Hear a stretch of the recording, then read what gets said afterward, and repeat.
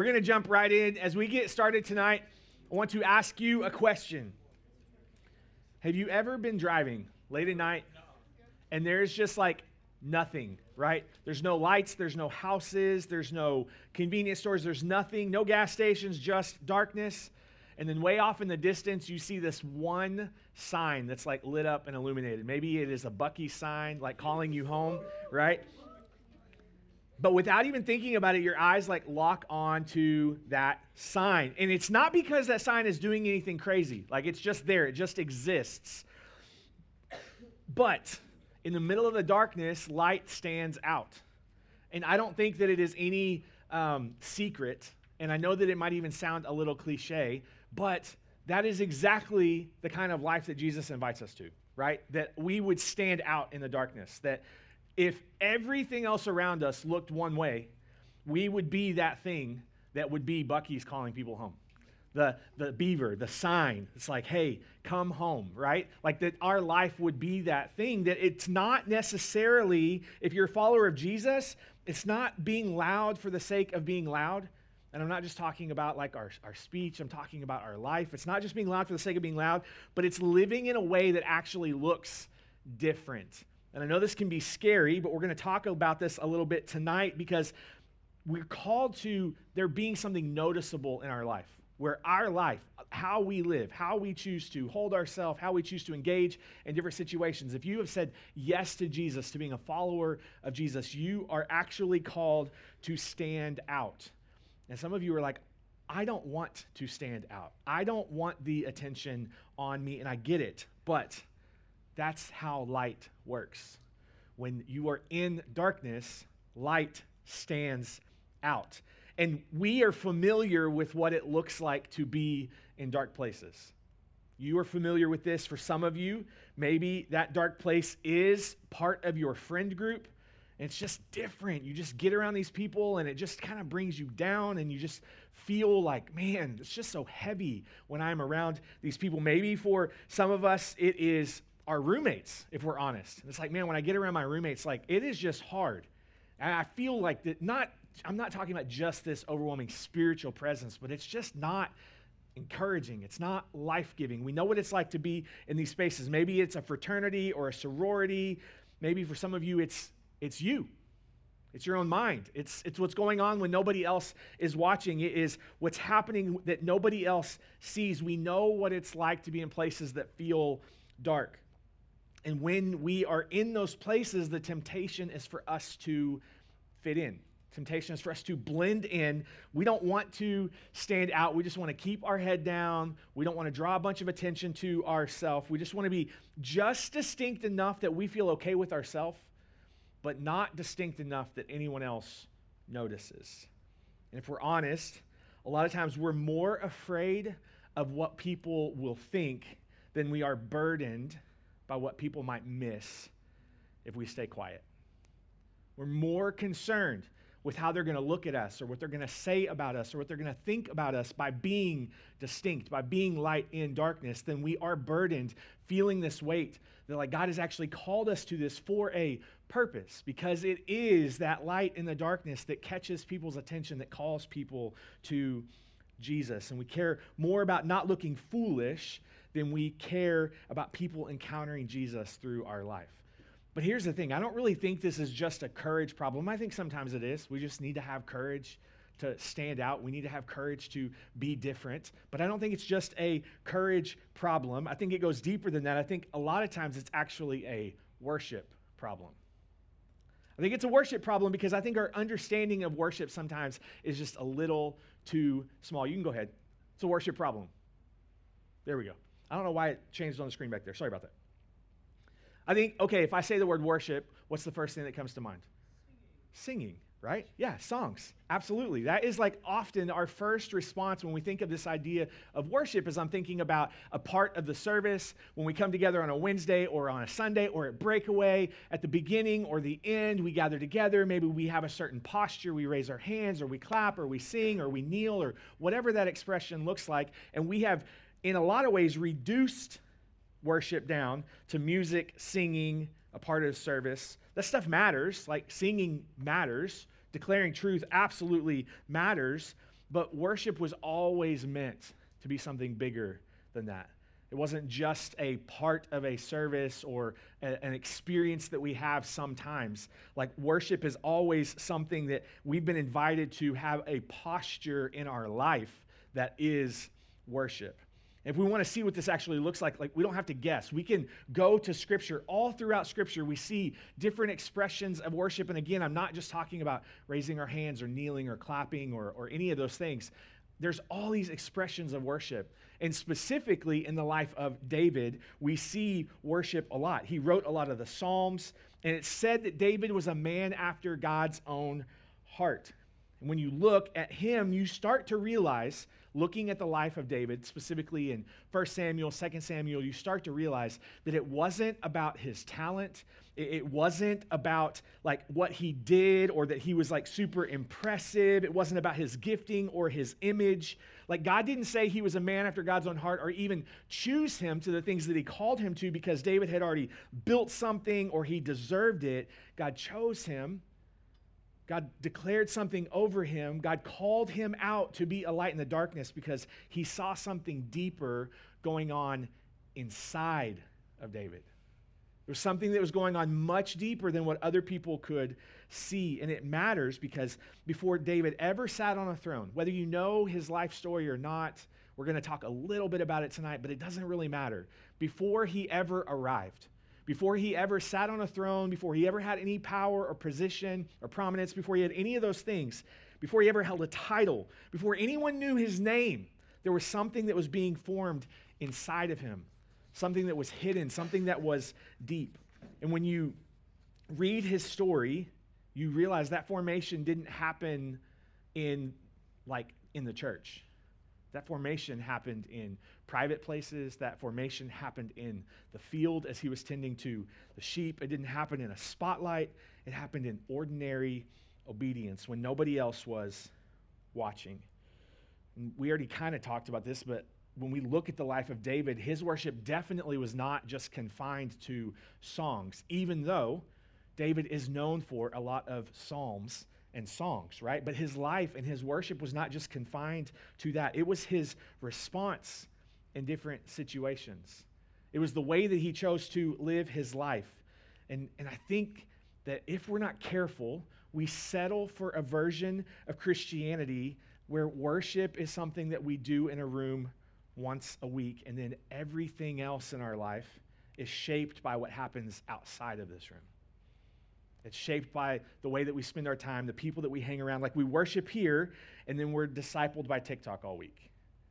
We declare truth here, and then we let our habits be formed by our friend groups or our cravings or our emotions, our insecurities in all of the other spaces in our life. And then we wonder why our life doesn't look like a light in the darkness. Our life doesn't look worshipful. Worship, this will not be news to you, and I understand that. But it's important that we grab a hold of this. Worship is the thing that has your attention. What you give your attention to, your affection to, your allegiance to, that is the thing that you are worshiping. Worship is what your heart centers around. Worship is the thing that you run to for identity, for comfort, for control, for meaning. That's why worship can't just be a church thing. It can't just be a time that we gather together and we choose to worship or sing these songs, because everyone worships. You've heard this before. Everybody worships. The question is, what are you worshiping? Like, what are you choosing to worship? Some people worship success. Some people worship their relationship status. Some people worship approval or comfort or control. Some people worship themselves or the future version of themselves that they're trying to obtain.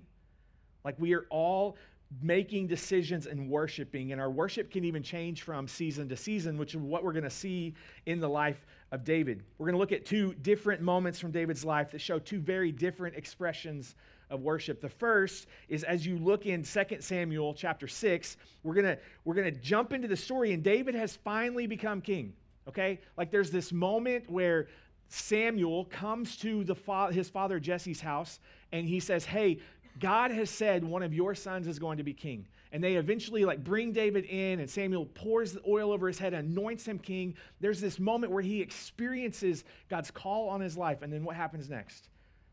Jesse and Samuel are like, okay, back to the field. Sheep need to be taken care of. Go back out there, right? And so David has years from this moment where God tells him what he has called him to, where God tells him, this is what your future is. I'm going to use you in incredible, powerful, mighty ways. There are years of waiting, years of struggle. There are years that take place all the way, years of danger, years of kind of running. He's running away in a lot of times, and he's scared in all this stuff that's happening in David's life. But now, when we get to 2 Samuel chapter 6, he's finally king. And now that he becomes king, one of the first things that he wants to do, because of what has been formed in David's life in the field, David's like, if I'm going to be king, I don't want to make it just about me. And so he wants to bring the Ark of the Covenant, or the Ark of God. It's this box, essentially, that contains the actual presence of God. And I get it. You're like, what? That's weird. It's an Old Testament thing, and I understand. But it is literally the presence of God is in this ark, this box, the Ark of the Covenant. And David's like, hey, if I'm going to be king, I don't want to make it about me. I want to make it about God. And so he makes the decision to go and get the ark. The ark had been captured by the Philistines and had been taken all over the place. It eventually ends up in this guy's house named Obed-Edom. And so we're going to pick up the story because David is about to bring the ark back. So listen to what happens. 2 Samuel chapter 6, verses 12 through 15. Then King David was told, the Lord has blessed Obed-Edom's household and everything he has because of the ark of God, because God's presence was literally in Obed-Edom's house. And so David, of course, went there and brought the ark of God from the house of Obed-Edom to the city of David with a great celebration. And after the men who were carrying the ark of the Lord had gone 6 steps, David sacrificed a bull and a fattened calf, and there's this procession, and David dances before the Lord with all his might, wearing priestly garments. And so David and all of the people of Israel brought up the ark of the Lord with shouts of joy and blowing of ram's horns. And you read that and you're like, what? What's happening? Excuse me. I get it. There's a lot going on here. But here's the deal. David has gone to get the ark of God, and he's bringing it back to Israel. It's the literal presence of God, and he's bringing it back to Jerusalem because he's like, hey, if we're going to build this kingdom, I don't want it to be built around me. And there's this expression, this outward expression of worship that everybody sees, everybody notices as he is in the presence of God. And sometimes that's what worship looks like for us. It's not halfway. He's dancing. I love this. It says, David danced before the Lord with all of his might. He's not trying to look cool. He doesn't care what other people think about him. He's not trying to manage other people's perceptions. He's dancing with all of his might. There's joy and celebration and gratitude. It's this public expression in response to the presence of God. It continues. Verse 16, it says, but as the ark of the Lord entered the city of David, Michal, the daughter of Saul, looked down from her window. And when she saw King David leaping and dancing before the Lord, she was filled with contempt for him. Now, we don't have time to do a full history lesson, but it's important to understand that Michal, the daughter of Saul, the former king, is David's wife. And so David is dancing in the streets. There's this public expression with his life of his worship for God. And other people are watching, yes, but not only are other people watching, his wife is watching. This is personal. This is close. This is his community, the people that are closest to him. And she's watching, and she has this contempt for him. There's criticism here that is very personal.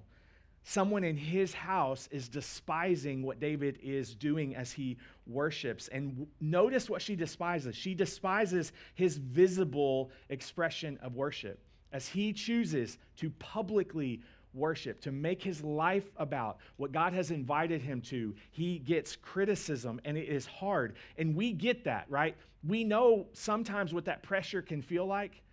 What other people are watching, and we're trying to decide if we're going to, with all of our might, right? If we're going to respond to God, if we're going to let our life be this expression of worship. And we're like, man, I don't know, because people are watching. And it's not just what they say. Sometimes it's just how they look at us or what the vibe is. It's like, oh, you're one of those Christians, right? Like you're taking this kind of seriously. Like, is it really that big of a deal? Oh, you're one of those Christians. You're gonna pray about it? It feels weird. Like, oh, you're one of those Christians. You're not doing that anymore? Like, you're not sleeping with your girlfriend anymore? You're not getting drunk like, wait, what? I've hung around with you before. Like, why all of a sudden now do things look different? You're one of those Christians. You're skipping out because of your convictions. Oh, you're one of those Christians. You're going to post like Jesus on your Instagram? What? You're going to put Bible verses on your Instagram? You're going to share what God's teaching you on your social media? You're one of those Christians. You like turn the conversation. Like, would you just stop talking about this Jesus guy? You know what I'm talking about, right? There are people that just like look at you or they expect something different from you and they're like, why are you acting like this? Why are you being weird? And so there's this pressure for us to not worship like that. There's a pressure to not be as devoted. There's a pressure to actually be less bold or less public with our faith because we know people are watching. We know some people are judging, and our natural bent is to just fit in. It's not necessarily that we always want to do what everyone else is doing. We just don't want all the attention on us because it can be uncomfortable to be different. But David doesn't shrink back. Verse 20 says, when David returned home to bless his own family, Michal, the daughter of Saul, came out to meet him. And she said in disgust, oh, how distinguished the king of Israel looked today, shamelessly exposing himself to the servant girls like any vulgar person would do. This is sarcasm. This is disgust. This is contempt. And then David answers her in the next verse, verse 21. David retorted to Michal, I was dancing before the Lord. And there's a little bit of sarcasm back from David to Michal. He's like, the Lord who chose me above your father, the one who picked me, like, your dad used to be king and now I'm king. So like there's a little bit of sarcasm back, right? But he reminds her, hey, the Lord appointed me as the leader of Israel, the people of the Lord. And because of that, because of what God has done, what he's called me to, who he's called me to be, I made a decision. He said, so I celebrated before the Lord. Check this out. Yes, I'm willing to look even more foolish than this, even to be humiliated in my own eyes. Because my response to who God has called me to be compels me with all of my might to respond as public and as foolish as is necessary because of who God has called me to be. I'm willing to look even more foolish than this. And David's saying, hey, I know how it looks to you, and I know you may not get it, but what you think doesn't actually matter to me and my response to who God has called me to be. I know it may not be what you expected, but this wasn't for you. This wasn't for the crowd. This was for the Lord. Think about this for a second. Whose eyes matter most in your life? Whose eyes matter most in your life? Because worship begins when your eyes are so fixed on the Lord that other eyes start to lose their power. Like the expression in your life. I'm not talking about showing up on a Wednesday or a Sunday or a Tuesday at Breakaway and singing songs. I'm talking about our life being an expression of worship.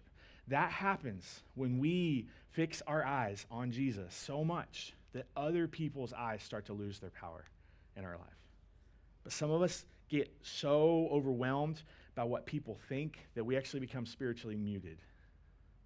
We like suppress who God has called us to be, what he's invited us into, because we are so controlled by what other people think.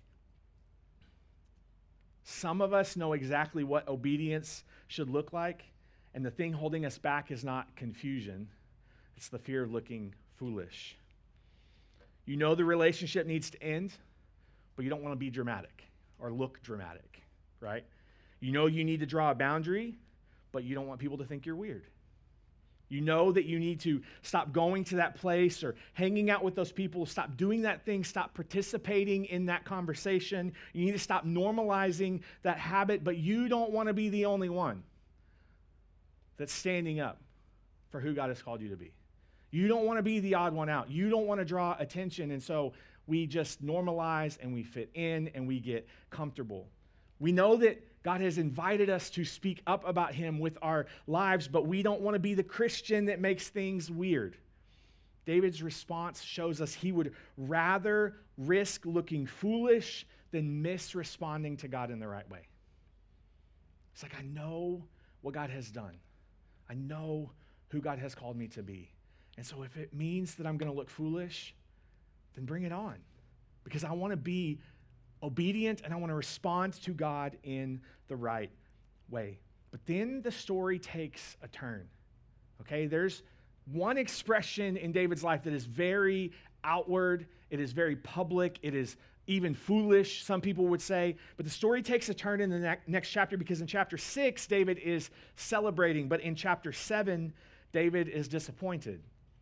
Because now that he's brought the ark of God back into Jerusalem, he now wants to build a temple. And it sounds like a great idea. Like, I want to build a temple to, proclaim who God is. I want to put the ark of God in this temple. I want it to be this place of worship. And it sounds like the type of thing that God would be like, that's a really great idea. You should do that. And then God tells him, no. And if you've been following Jesus for any amount of time, you know that that two-letter word can do a lot of work in your soul. When God says no. No to the relationship. No to the opportunity. No to the timeline.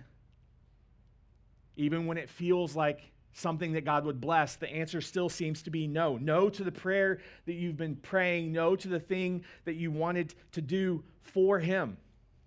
No, even when that thing seems good, and the answer is no. But what's crazy is how David responds. Because it's easy to worship God when He says yes, but this begins to show us what David's heart is really made of. 2 Samuel chapter 7, verse 18.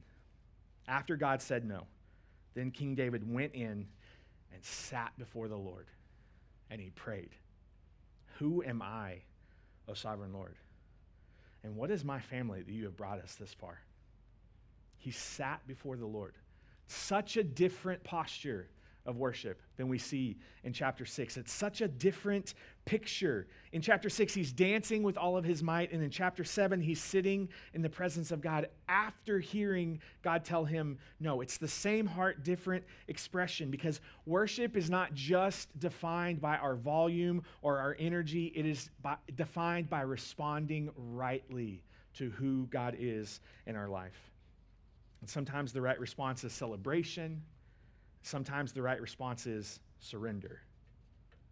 And in this moment, when it would have been so easy for David to pull away, to get frustrated, to be mad at God, to not understand what's going on, he says, hey, worship was not just in the public street. Worship was not just when I was actually drawing attention. Even if I wasn't trying to, I was drawing attention. People were watching. People's eyes were on me. That's not the only expression of worship that matters. Worship that matters is when people aren't watching. Worship that matters is when things aren't going how we want them to. Worship that matters is when God says no, when He doesn't do what you want Him to do. Because a shallow faith celebrates God's gifts, but a deep faith bows before God when the gift is withheld. A shallow faith worships God as long as He's useful for us. A deep faith worships God because He's worthy. It's making a decision to say, hey, God, no matter what, come what may, I choose with my life to worship who you are. David keeps praying, 2 Samuel 7:25. He says, "And now, O Lord, I am your servant.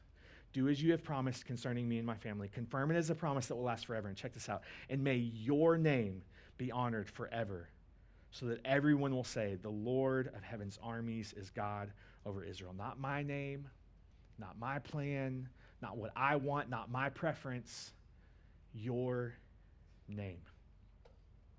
This idea reminds me of Psalm 115, verse 1. It says, "Not to us, O Lord, not to us, but to your name goes all the glory." That is the heart of worship. When life is good, worship says, not to me, Lord, but to you, to your name. When life hurts, worship says, not to me, Lord, but to you. When the answer is yes, worship says, hey, not to me, Lord, to you. When the answer is no, Worship says, hey, God, it's not about me. It's not about my name. It's not about what I want. It's not about my preference. Lord, it is to you. And this is what makes worship more than music. It's when we begin to surrender ourself. We don't make ourselves the point. And the contrast between these two chapters is so stark that there is this call to outward worship, to be a light in the darkness. But the only way that that happens, the only way David was able to do that, the only way he was able to respond to who God had called him to be and celebrate the presence of God coming into Jerusalem is because of what was formed in him in the field. It was in the quiet place. It was when nobody else was watching. We talked a couple of weeks ago about Eremos, Jesus getting away to this quiet place to be with God. It's what's formed in those spaces. The overflow of that is what happens when the moment presents itself. When we're called, you cannot be a light in the darkness if you don't spend time with the light. Because we just reflect. The moon, y'all know this, the moon is not a light source. The only thing the moon does is reflect the sun. We are not a light source. The only way that we can be a light in the darkness is if we are reflecting the light of the sun. And so you have to spend time being formed in the field with the sheep, the stinky, dumb, messy sheep. If you don't spend time in the field, you cannot be a light in the darkness, and yet the invitation is for us to be a light. Romans 12:1, we've read this semester. And so, dear brothers and sisters, I plead with you.